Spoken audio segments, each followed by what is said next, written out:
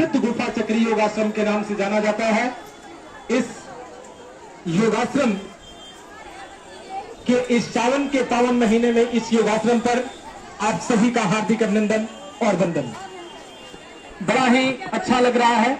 आप लोग अपने अपने शालीनता का परिचय देते हुए, अपने अपने शांति का परिचय देते हुए, ये जो एक दिव्य, ये जो एक भव्य आप लोगों ने वातावरण तैयार किया है, ये काबिले तारीफ है और आप धन्यवाद के पात्र हैं।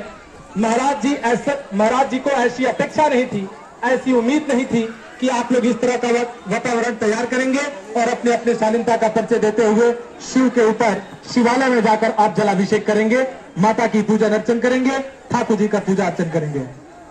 बहुत ही अच्छा लग रहा है।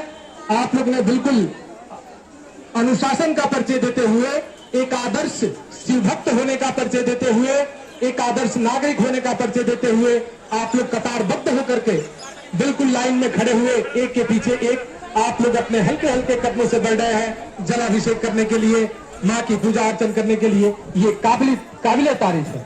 और मैं बता दूं कि आप लोग के इस रवैये को देखकर, आप लोग के इस वातावरण को देखकर, आपके इस शालीनता को देखकर, इस दिव्यता को देखकर, इस भव्यता को देखकर वर्तमान समय के इस सिद्ध गुफा चक्री आश्रम के महंत माननीय, पूजनीय, सम्माननीय, वंदनीय जो रघुनाथ दास जी महाराज है, उनका आज मन बड़ा ही हर्षित हो रहा है, बड़ा ही प्रफुल्लित हो रहा है।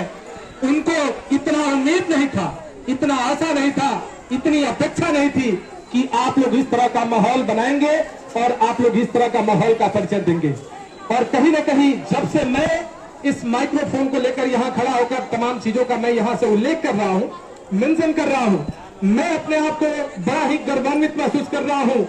और आपकी इस वातावरण को, आपके अनुशासन को देखकर मुझे एक यहाँ से नसीहत मिल रहा है, एक यहाँ से लेसन मिल रहा है कि यदि मैं भी कहीं जाऊं किसी मंदिर में पूजा अर्चन करने के लिए, तो लाइन तोड़ने की जरूरत नहीं है, वहां के माहौल को बिगाड़ने की जरूरत नहीं है।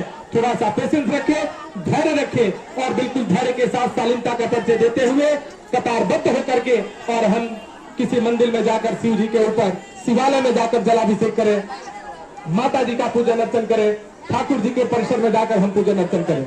और जलाभिषेक करने के साथ साथ महाराज जी का ऐसा निर्देश है कि आप सबसे पहले यहाँ माँ की पूजा अर्चन करेंगे, उसके बाद आप जैसे ही आगे बढ़ेंगे शिवालय में, वहां शिव जी के ऊपर जलाभिषेक करेंगे।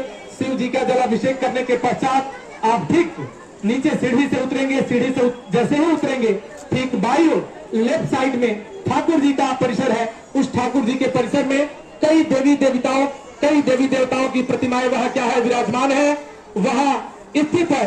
आप उन